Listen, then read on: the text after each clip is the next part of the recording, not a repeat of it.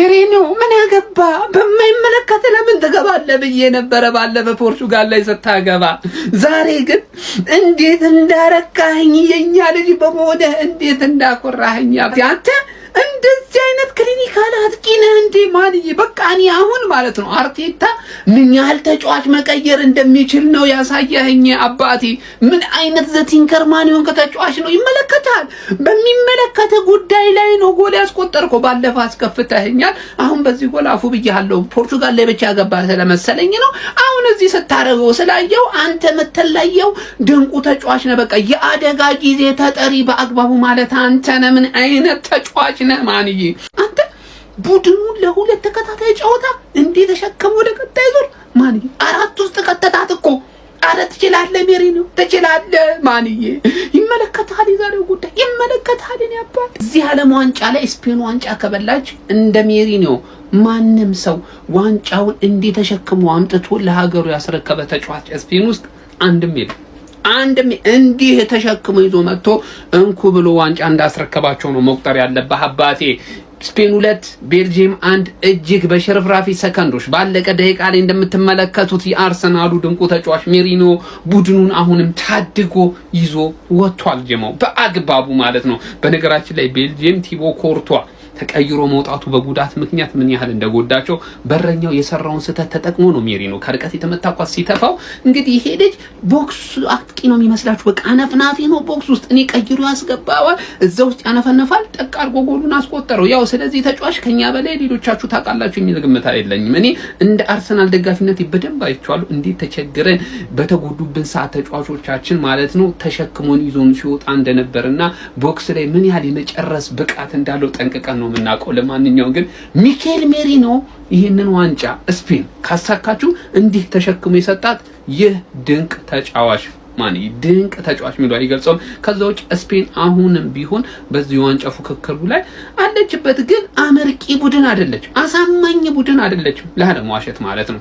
ስፔን 2-1 በሆነ ውጤት አሸንፋለች። ጀምአው ምን ትላላችሁ? ዋንጫ ትበላለች ግን ይቺ ቡድን?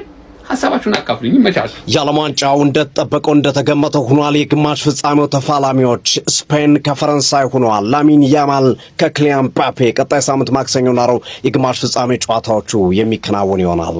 ሚኬል ሜሪኖ ዛሬም የስፔን ነፍስ አዳኝ ሆኗል። 50 ሚሊዮን ሕዝብን ዛሬም ታድጓል። ላራሃዎቹ ወደ ቀጣዩ ዙር ማለፋቸውን ወይም ወደ ግማሽ ፍጻሜ መግባታቸውን አረጋግጠዋል። ባለፈው ጨዋታ ላይ በጥሎ ማለፉ የክርስቲያኖ ሮናልዶን ፖርቹጋልን ሲያሰናብቱ ሚኬል ሜሪኖ ተቀይሮ ገብቶ የመጨረሻ ደቂቃ ጎል ማስቆጠሩ ይታወሳል። ዛሬም ከ83ኛው ደቂቃ በኋላ ተቀይሮ የገባው ሚኬል ሜሪኖ የሰላሜን ስህተት ተጠቅሞ ኳስና መረብን አገናኝቷል። ፓው ኩባርሲ በረጅም ርቀት የመታውን ኳስ መያዝ ሲገባው ሰላመንስ በመጥፋቱ ምክንያት ከጎሉ አፋፍ ላይ የነበረው ሚኬል ሜሪኖ ጎል አነፍናፊ ኳስና መረብ በማገናኘት ስፔንን ወደ ግማሽ ፍጻሜው ተሸክሟት መጓዝ የቻለበትን ውጤት ማስመዝገብ ችሏል ማለት ይቻላል። ተጠባቂ ጨዋታ ይሆናል። የቀጣይ ሳምንቱ ፍልሚያ የግማሽ ፍጻሜው ተፋላሚዎች ፈረንሳይ ከስፔን ጋር የሚያደርጉት ጨዋታ ከወዲሁ በጉጉት እንዲጠበቅ አድርጎታል።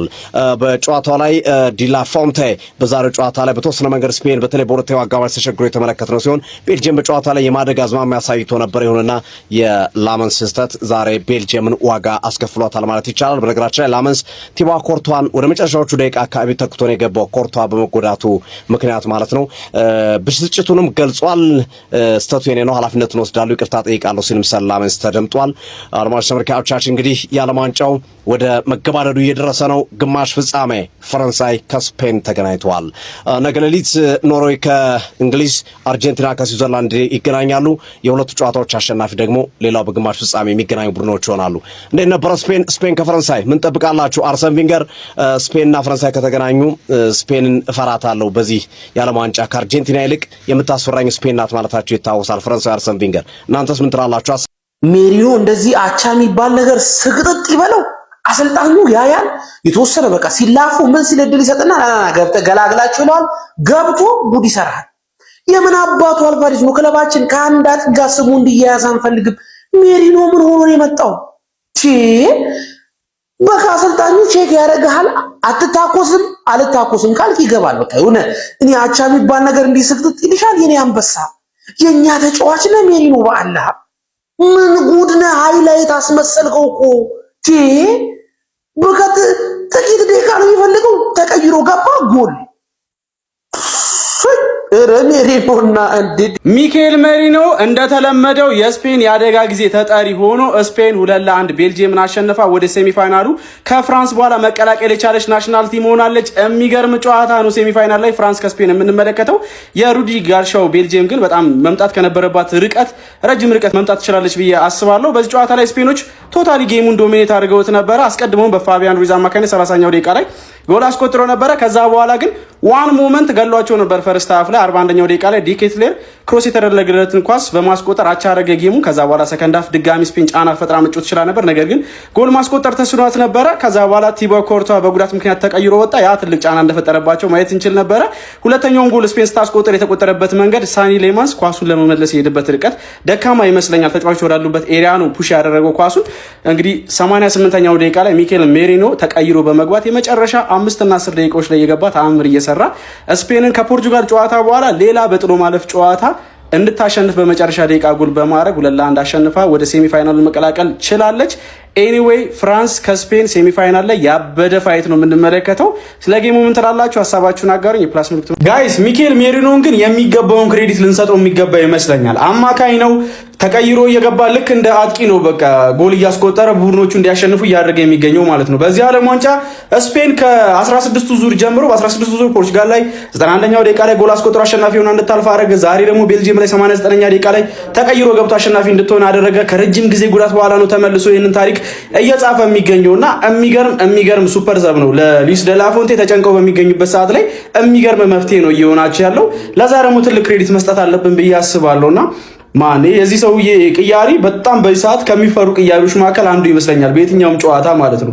ስለ ሚኬል ሜሪኖ እናንተ ምን ትላላችሁ? ሀሳባችሁን አጋሩ። ስፔን ቤልጂየምን 2-1 አሸንፋ ወደ ግማሽ ፍጻሜ መቀላቀሏን ባረጋገጠችበት የዓለም ዋንጫ ጨዋታ ላይ ምን ነገሮችን ተረዳን? ላሚን ያማል በዚህ የዓለም ዋንጫ ከተጀመረ ምርጡ ፐርፎርማንሱን ዛሬ ያስመለከተን ይመስለኛል። ማን ኦፍ ዘ ማችም ተብሎ ተመርጦ ነበረ። በቀጣይ ደግሞ በግማሽ ፍጻሜ ከፍራንስ ጋር በደንብ የምጠብቀው ተጫዋች ነው የሚሆነው። ሜሪኖ የአደጋ ጊዜ ተጠሪ ነው፣ ምንም ጥያቄ የለውም። የመጨረሻ ደቂቃዎች ላይ ገብቶ ምን አይነት ክለሽ ተጫዋች እንደሆነ እያስመለከተን ይገኛል። በቃ የስፔን 9-1 ብሉት። አሰልጣኝ ሉዊስ ደላፎንቴ ትልቅ ክሬዲት የሚገባቸው አሰልጣኝ ይመስለኛል። አዘቲም በጣም የሚገርም ስትራክቸር ያለው የሚገርም ኦርጋናይዝድ የሆነ ቲም ነው ያስመለከቱን። ዛሬ ነው የመጀመሪያ ጎል በዚህ ዓለም ዋንጫ የተቆጠረባቸው። እስከ ግማሽ ፍጻሜው ድረስ እስኪመጡ ድረስ አንድ ጎል ብቻ ነው የተቆጠረባቸው። እንደ ቡድን ደግሞ በጣም እያንዳንዱን ጌሞች ነው ዶሚኔት እያደረጉ ሲያሸንፉ የተመለከትናቸው የምንገኙ። ምናልባት የጎል ልዩነቶቹ ሰፊ ባይሆኑም ማለት ነው። ስለዚህ ትልቅ ክሬዲት ይገባቸዋል ብዬ አስባለሁ። ከፍራንስ ጋር ሌላ ከምጠብቃቸው ሰዎች መካከል አንዱ ሉዊስ ደላፎንቴ ምን አይነት ታክቲክ ይጠቀማሉ የሚለው ነው። ቤልጂየም ይህን ሰው በማጣቷ በጣም ትልቅ ጉዳት ተጎድታለች ብዬ አስባለሁ። በጨዋታው ላይ ቲቦ ኮርቷ ተቀይሮ ከወጣ በኋላ ሴኒ ሌማንስ ለሁለተኛው ጎል መቆጠር እንደ ምክንያት መነሳት ያለበት ይመስለኛል። ጥሩ ሴቮችንም ኮርቷ ሲያስመለክተን ነበረ። ነገር ግን ያው ተቀይሮ የመውጣት ፍላጎት አሳይቶ ሳይሆን አሰልጣኙ ቀይሮ እንዳስወጣው ነው የተናገረው ማለት ነው። ጉዳቱ ተቀይሮ የሚያስወጣ ደረጃ ላይ እንዳልነበረ ይፋ አድርጎ ነበር። ሩዲ ጋርሺያ ማለት ነው ይሄንን ቅርፊቱ ላይ የደረሰ የቤልጂየም ናሽናል ቲምን በጣም ከጠበቁት በላይ ነው ይዘውት እየገፉት እዚህ ደረጃ ላይ መድረስ የቻሉት። የሚገራርሙ ውጤቶችን አስመልክተውን ነበረ ከነሱ ኤክስፔክት ያላረግነው። እንዲሁም ደግሞ ስፔን ላይም የመጀመሪያውን ጎል ማስቆጠር የቻሉ በዚህ ዓለም ዋንጫ ብቸኛ ቡድን ናቸውና የሚገርም ጉዞን አድርጓል። በቃ ከዚህ የተሻለ ርቀት ሊሄዱ ይችላሉ ብሎ ለማሰብ አስቸጋሪ ይመስለኛል።